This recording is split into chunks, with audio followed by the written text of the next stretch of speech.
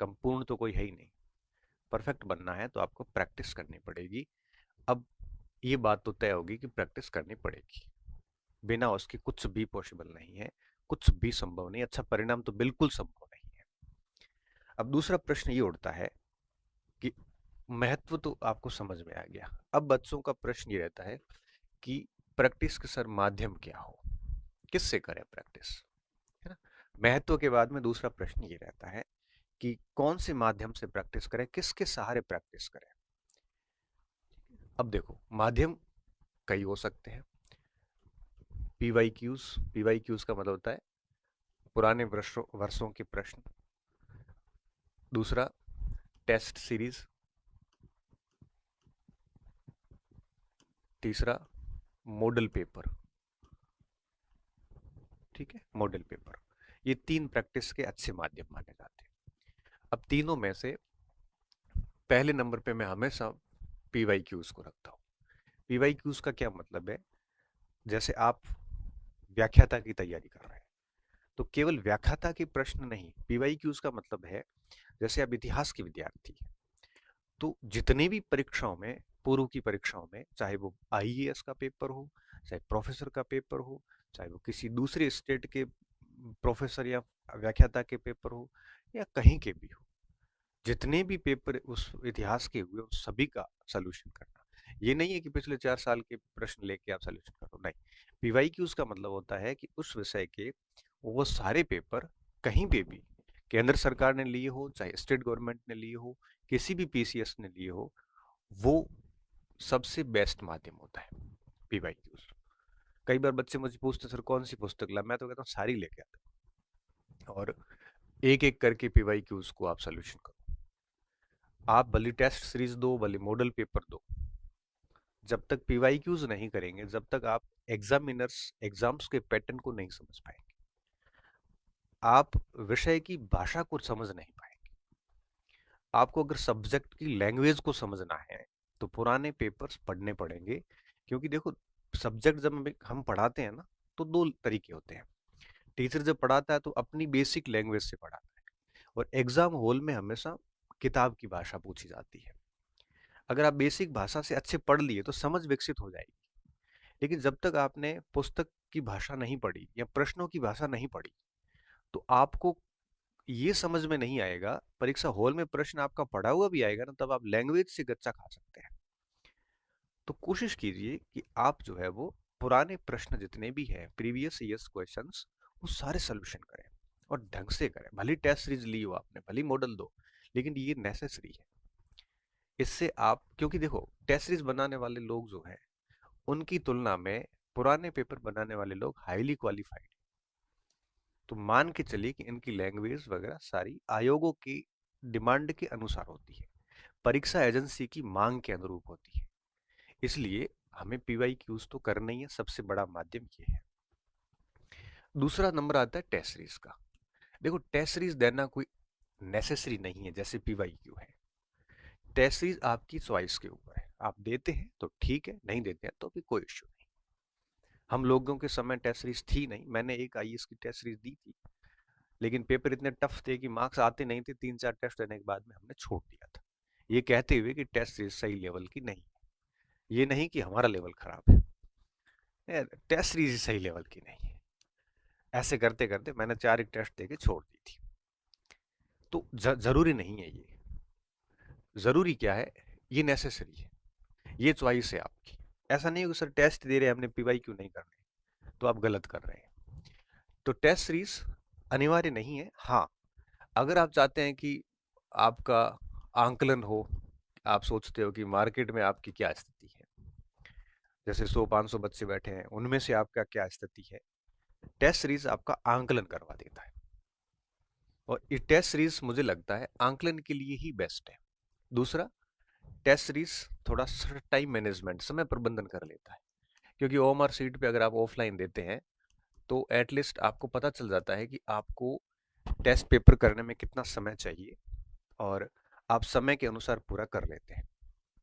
बाकी मैं आपको बताऊं, टेस्ट सीरीज के आप 100 टेस्ट दे दो और कोई एक परीक्षा, मुख्य परीक्षा के हॉल में जाके एक पेपर दो, बराबर माना जाता है। तो टेस्ट सीरीज आंकलन करवा सकता है, टाइम मैनेज करवा सकता है कि भाई आपको पता नहीं चलता कई बार आप 3 घंटे में इतने प्रश्न कर पा रहे हो कि नहीं कर पा रहे।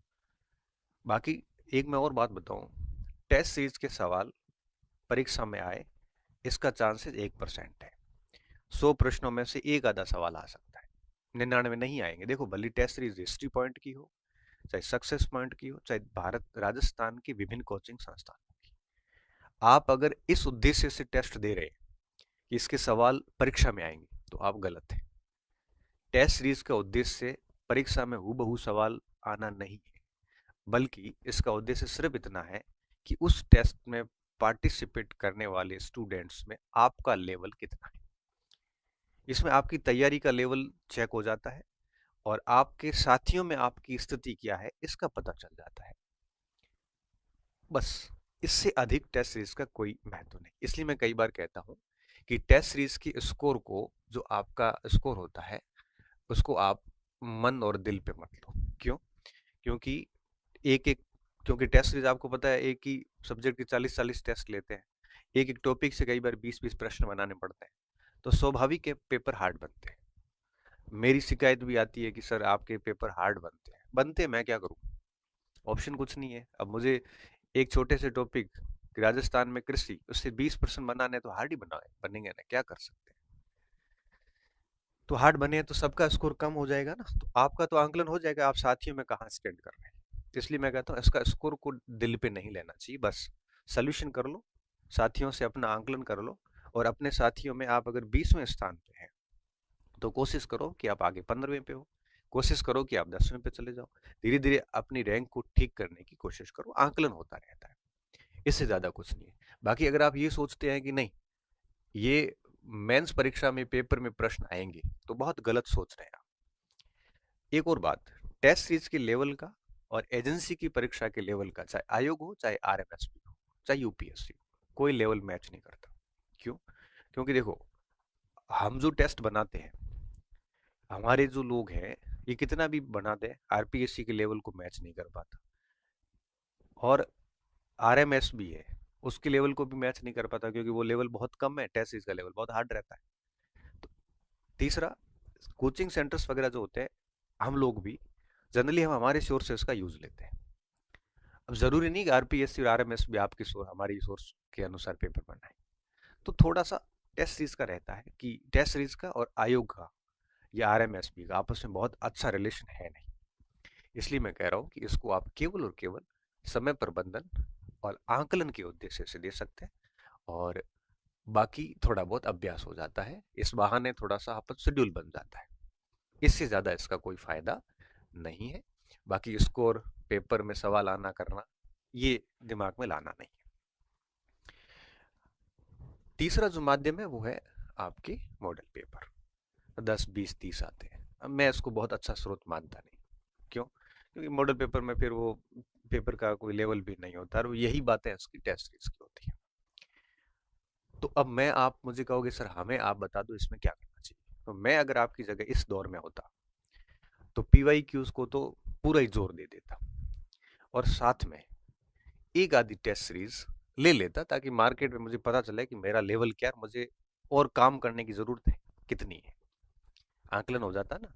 जैसे आप एथलेटिक्स हो, 100 मीटर के, आप अगर साथियों के साथ दौड़ेंगे नहीं तो आपको पता नहीं चलेगा कि आपका लेवल कहाँ पे है, आपको और कितना इम्प्रूव करने की आवश्यकता है। तो थोड़ा सा आंकलन के लिए ऐसे ले लेता टेस्ट वगैरह, और टेस्ट भी ऐसा जो या तो वीकली हो, या फोर्टनाइटली हो, या मंथली हो। डेली वाला तो मैं कभी नहीं करता, क्योंकि डेली वाले में प्रेशर बना ही रहता है दिमाग में, और हर दिन टेस्ट के चक्कर में आदमी पिछड़ जाता है। बड़ा बड़ा क्लियर फंडा, मैंने इसके ऊपर एक बार आर्टिकल लिखा था, तो सूरतगढ़ के लोग सारे नाराज हो गए मेरे से कि आपने ऐसा क्यों लिखा। मैंने मेरा अनुभव लिखा था, क्योंकि मैं डेली टेस्ट सीरीज के खिलाफ रहा हूँ, हमेशा से खिलाफ रहा हूँ। डेली टेस्ट की बजाय 7 दिन में एक देते ठीक है, नहीं तो डेली, हालांकि कुछ बच्चों को डेली टेस्ट अच्छा लगता है तो उनको दे देना चाहिए। मैंने मेरा मत बताया था कि डेली टेस्ट में क्या होता है, सुबह से शाम माइंडसेट में यही रहता है टेस्ट देना है, टेस्ट देना है। फिर वो पूरा दिन वही पढ़ते हैं, फिर दूसरे दिन भी वही सेम कंडीशन आती है, फिर वो क्या है कि समग्र तैयारी नहीं कर पाता, और फिर रैंक ऊपर नीचे होती है तो टेंशन और हो जाती है। तो इससे अच्छा है कि 7 दिन में एक टेस्ट दे दो, बात खत्म। टेस्ट सीरीज को इतना ज़्यादा सीरियस लेना नहीं चाहिए। मतलब पेपर बैठो बढ़िया, सारी चीज़ें अच्छे से करो, इम्प्रूवमेंट की कोशिश करो, ये करना ना चाहिए। इससे क्या होता है कि थोड़ा सा वीकली हो या मंथली हो तो वो थोड़ा बढ़िया रहता है, अपना बहुत क्लियर फंडा है। दूसरा क्या होता है, टेस्ट सीरीज में अगर आप अपने कंटेंट सजेस्ट करते हो कि इसी को पढ़ के टेस्ट देना है, तो मैं उसके भी खिलाफ रहता हूँ, क्योंकि हर बच्चा अपनी सामग्री पढ़ने के लिए स्वतंत्र है। अब मैं जैसे हिस्ट्री पॉइंट का टेस्ट ले रहा हूँ या सक्सेस पॉइंट ले रहा है, कोई भी ले रहा है, उनको कहा हुआ कि बच्चा जो पढ़े वो पढ़ो, और आपको भी सक्सेस पॉइंट हिस्ट्री पॉइंट के कंटेंट से पेपर बनाने की आवश्यकता नहीं, आपको फ्री हो, आप बुक से बनाइए, आरबीएससी एनसीईआरटी सब सहारा लीजिए। टीम बनाती देखो, मैं तो नहीं बनाता। मैं लास्ट में वेरीफाई जरूर करता हूँ, पेपर के लेवल सच में हार्ड होते हैं, पर मैं कहता हूँ भाई हार्ड रखिए, और तो क्या कर सकते हैं, हार्ड है सबके लिए, आंकलन ही हो रहा है। तो टेस्ट सीरीज में ऐसा हो कि कंटेंट के लिए आप स्वतंत्र हो। कई जगह कंटेंट के लिए भी डाला जाता है कि नहीं ये किताबें पढ़नी है, फिर वो क्या होता है, कोचिंग और लेखकों के बीच में आपस में टाई अप हो जाता है, उनका कमीशन चले जाते हैं इस तरह से। तो मैं हम कभी भी इस बात के पक्ष में नहीं हूँ कि हाँ ये पढ़ा जाए। हाँ, सजेस्टेड बुक ले सकते हो कि भाई ये सजेस्टेड पुस्तक है, इनमें से आप है वो पढ़ सकते हैं। और मुझे लगता है कि आजकल सब स्टूडेंट को पता है कि किसके लिए क्या क्या पढ़ना है। बस आप टेस्ट ले लो, बाकी चीज़ें हस्तक्षेप बच्चे की सामग्री में नहीं करना चाहिए। और बच्चों को भी मैं यही कहता हूँ कि टेस्ट दे दीजिए, भूल जाइए कि क्या है क्या नहीं, स्कोर कम है तो कोई बात नहीं, आंकलन कर लो थोड़ा और, इस तरह से ये टेस्ट सीरीज। तो मैं आपकी जगह होता तो जैसे मान लो मुझे 4 घंटे देने हैं या अभ्यास जैसे करना है, तो अभ्यास का 90% टाइम में पीवाई की उसको देता, 10% टाइम में टेस्ट सीरीज को देता, इस पे समय खराब नहीं करता। क्लियर? ये महत्व हो गया। और टेस्ट का माध्यम क्या हो सकता है, पीवाई क्यू को हल करना बहुत ज्यादा जरूरी है। अब तीसरा प्रश्न बच्चों के दिमाग में आता है कि अभ्यास सर कब किया जाए। कई प्रश्न होता है कि सर जैसे मेरा सिलेबस हुआ नहीं, तो मैं अभ्यास करूं या सिलेबस पूरा करने के बाद करूं, किस समय अभ्यास किया जाए। ये प्रश्न भी बहुत ज्वलंत प्रश्न है जो स्टूडेंट अक्सर पूछते रहते हैं। तो मैं क्या कहता हूँ, अभ्यास दोनों लेवल पे होना चाहिए। पढ़ते वक्त भी होना चाहिए, जब आपका पाठ्यक्रम पूरा नहीं हुआ है तब भी आप अभ्यास कीजिए। पाठ्यक्रम जब रनिंग में है तब भी कीजिए, और पाठ्यक्रम पूर्ण हो गया, और मैं बताऊं पाठ्यक्रम कभी पूर्ण होता नहीं है, आप एक बार पढ़ोगे तब लगेगा यार कुछ भी याद नहीं, फिर दूसरी बार शुरू करोगे, ये रनिंग में ही रहता है। अगर आप ये इंतजार करोगे कि पाठ्यक्रम एक बार पूरा हो जाएगा उसके बाद अभ्यास करूंगा तो मान के चलिए पाठ्यक्रम कभी पूरा नहीं होगा। 5 बार पढ़ने के बाद में भी अंदर से कहीं न कहीं टीस रहती है कि थोड़ा और पढ़ा जाना चाहिए, याद नहीं आ रही चीजें, हर बार कुछ न कुछ चीजें नई सीखने को मिल जाती है। तो बेहतर है इसका इंतजार ना करें, रनिंग में साथ में चलते रहने दें। जैसे मान लो कि आपने डेली आप 6-7 घंटे 8 घंटे 10 घंटे पढ़ रहे हैं, तो 1-2 घंटे आप है वो अभ्यास को दे दें, और पीवाई क्यूज है, और संडे टू संडे एक टेस्ट दे दो। तो अभ्यास सिलेबस के साथ में चलते रहना चाहिए। हाँ, टेस्ट सीरीज वगैरह मुझे लगता है कि कोर्स हो जाने के बाद ज्वाइन करते हैं, एक बार हो रखा हो पहले और दूसरी बार आप तैयारी कर रहे हो तो रनिंग में कर लो आप टेस्ट सीरीज। लेकिन आप बिल्कुल पहली बार ही विषय पढ़ रहे हैं तो मुझे लगता है कि टेस्ट सीरीज वगैरह एक बार कोर्स हो जाने के बाद होनी चाहिए। बाकी पीवाई क्यूज तो डे फर्स्ट शुरू हो जाना चाहिए, है ना? तो वेट नहीं करना चाहिए, क्योंकि देखिए आपने जैसे पहले दिन कुछ पढ़ा, 10 प्रश्न किए जैसे उसके, तो 10 प्रश्न करने के बाद आपको आइडिया हो जाएगा कि हमें कैसे पढ़ना है, क्या गलतियां रह रही है। तो दूसरे दिन आप जब पढ़ोगे ना, तो दूसरे दिन आप उन गलतियों को सुधार के पढ़ोगे, फिर दूसरे दिन अभ्यास करोगे तो उसमें कुछ गलतियां और मिलेगी, तब तीसरे दिन आप और सुधार करोगे। ऐसे करते करते आप बहुत ही दक्ष होते जाते हैं, और 1 महीने 2 महीने की पढ़ाई के बाद आपको बहुत मैच्योरिटी आ जाती है। तो हर दिन आप अगर 10 15 20 प्रश्न भी करते हैं सिलेबस रनिंग के साथ, तो मुझे लगता है कि एक बार सिलेबस होगा उसके साथ एक बार अभ्यास भी पूरा हो जाएगा, और फिर हर बार जैसे सिलेबस करते हो हर बार अभ्यास करते रहे। तो अभ्यास के लिए आपको लास्ट तक मुझे लगता है वेट करने की आवश्यकता नहीं है, साथ में चलते दें। और कभी भी सिलेबस पूर्ण नहीं होता, मैंने आपको बताया ना, कभी भी सिलेबस पूरे नहीं होते, हमेशा से कमी महसूस होती रहती है। और अंतिम बात कि अभ्यास कैसे किया जाए, ये प्रश्न मुझे लगता है इसके बाद अभ्यास से संबंधित कोई भी प्रश्न आपका शेष नहीं रहता। अब देखिए अभ्यास कैसे किया जाए, इसके सीधे सीधे सिंपल तरीके हैं। पहली बात, जब भी आप जैसे कोई पीवाई क्यूज की पुस्तक लेके बैठे तो कभी भी आंसर ना देखें, आप पूरी कोशिश करें कि आप है वो बिना आंसर देके बिना ऑप्शन देखे उत्तर लगाने की कोशिश करें। जैसे प्रश्न आ गया कि सिंधु घाटी सभ्यता में नहर के प्रमाण कहाँ पे मिले, तो ऑप्शन के ऊपर आप हाथ या प्रश्न पत्र कुछ कागज रख लें, खुद सोचने की कोशिश कीजिए कहाँ मिले हैं। फिर अगर आपको याद आ गया कि सोर्तगोई से मिले अफगानिस्तान से, आप ऑप्शन हटाइए, देखिए हाथ हटाइए, देखो पढ़ा है तो आप उसको क्लिक कर लो। फिर उसकी व्याख्या दी हुई है तो पूरी व्याख्या पढ़ लो, और उसके बाद में दूसरे ऑप्शन पे चले जाओ।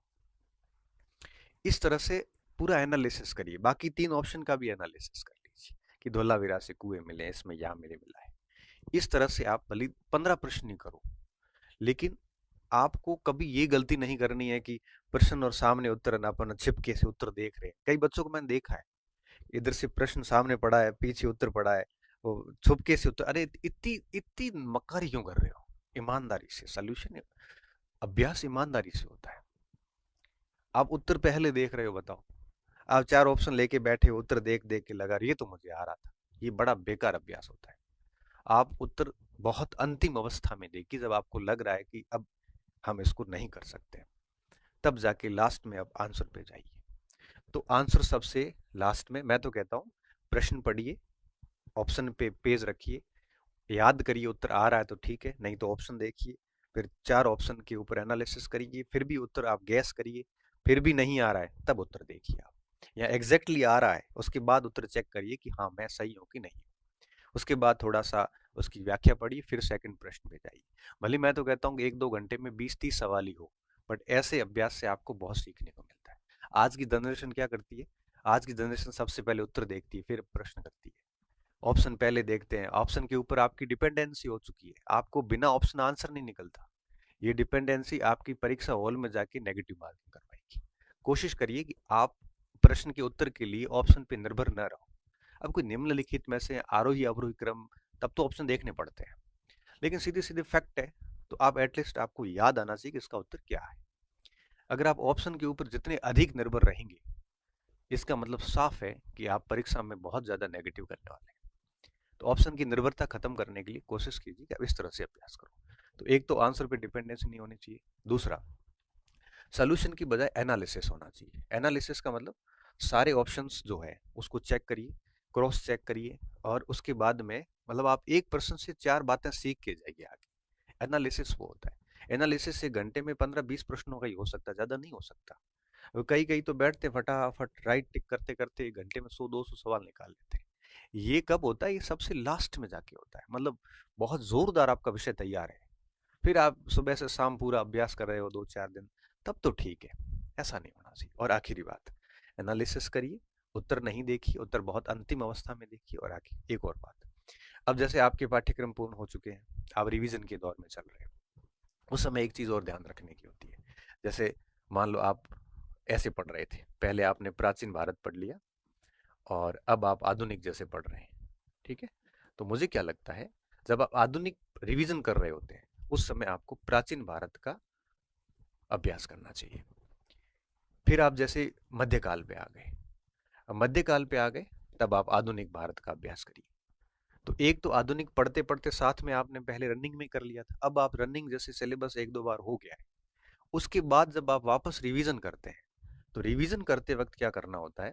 रिवीजन के समय सबसे बढ़िया ऑप्शन ये होता है कि जिस भाग का अभी आप रिवीजन कर रहे हो, उस भाग का अभ्यास ना करके जिसका आप रिवीजन पूरा कर चुके हो उसका अभ्यास करना चाहिए। इससे क्या होगा?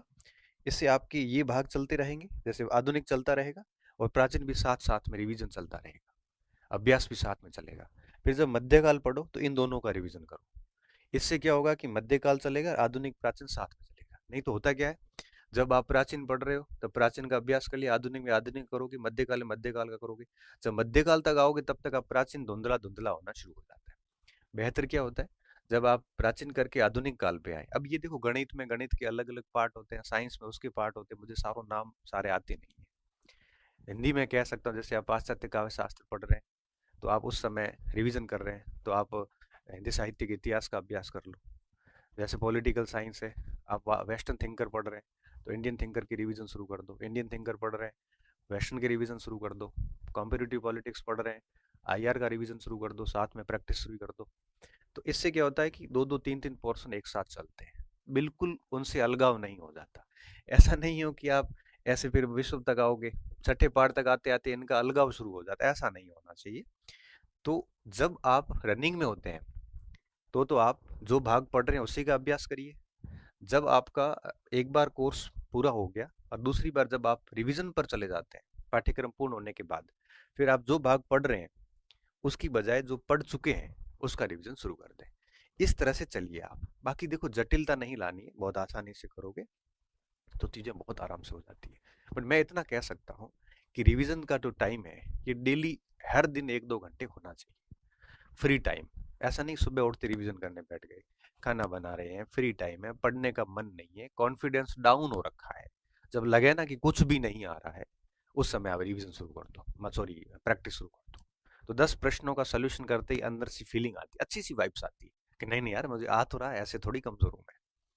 तो सबसे बढ़िया रिवीजन का फायदा यही होता है, कॉन्फिडेंस देता है।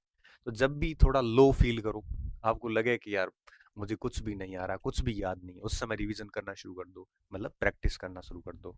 जब आप बहुत फ्री बैठे हैं, पढ़ने का कोई मन नहीं हो रहा है, उस समय आप प्रैक्टिस करना शुरू कर दो। जब आपका जैसे नींद जैसी स्थितियां हो रही है, सोना नहीं है, तब थोड़ा प्रैक्टिस करना शुरू कर दो। तो ऐसे करते करते दिन में 1-2 घंटे प्रैक्टिस के निकालने चाहिए। और जब लो फील हो और डीमोटिवेटेड फील हो, उस समय तो प्रश्न करने ही चाहिए। तो इससे क्या होता है कि आपका ये सारा सिस्टम बना रहता है। तो इस सत्र में हमने इम्पोर्टेंस, माध्यम क्या होना चाहिए, कब रिवीजन होना चाहिए, कैसे होना चाहिए, इन सारे बिंदुओं पे बात की। उम्मीद करता हूँ आप इसी पैटर्न से चल रहे होंगे या फिर इससे ज़्यादा इफेक्टिव पैटर्न पे चल रहे होंगे। उम्मीद ये है मेरी। अगर नहीं चल रहे हैं और कोई त्रुटि कर रहे थे, इस वीडियो को सुनने के बाद अगर आपको कहीं लगे कि आप एरर कर रहे थे, तो आप समय रहते एरर को ठीक कीजिए और इस चीज़ को लागू कीजिए। फिर देखना कितना बढ़िया परिणाम समय के साथ आपको मिलेगा। बहुत बहुत धन्यवाद विद्यार्थियों। अच्छे रहिए, मस्त रहिए, पढ़ते रहिए, प्रैक्टिस साथ में करते रहिए। और नेक्स्ट वीडियो किस विषय पे बने, नेक्स्ट वीडियो में आपको बनाऊंगा 10 दिसंबर, 10 से 15 दिसंबर के बीच में। ठीक है, क्योंकि 20 दिन के बाद ही बात करने का आनंद आता है। मैं चाहता हूँ कि ज़्यादा बात नहीं करूँ, 15-20 दिन में एक आधे ऐसे ज्वलंत विषय पे बात करूँ, ताकि आप जहाँ बेसिक गलतियाँ कर रहे हैं वो आप ठीक करो। ठीक है, तो आप कमेंट बॉक्स में विनम्रता के साथ सुझाव दे देना। डेफिनेटली उस विषय पे आगे अगली वीडियो बात करूंगा जो 10 दिसंबर के बाद होगी। ठीक है, बहुत बहुत धन्यवाद विद्यार्थियों, पुनः धन्यवाद। हंसते रहिए, मस्त रहिए, स्वस्थ रहिए और पढ़ते रहिए।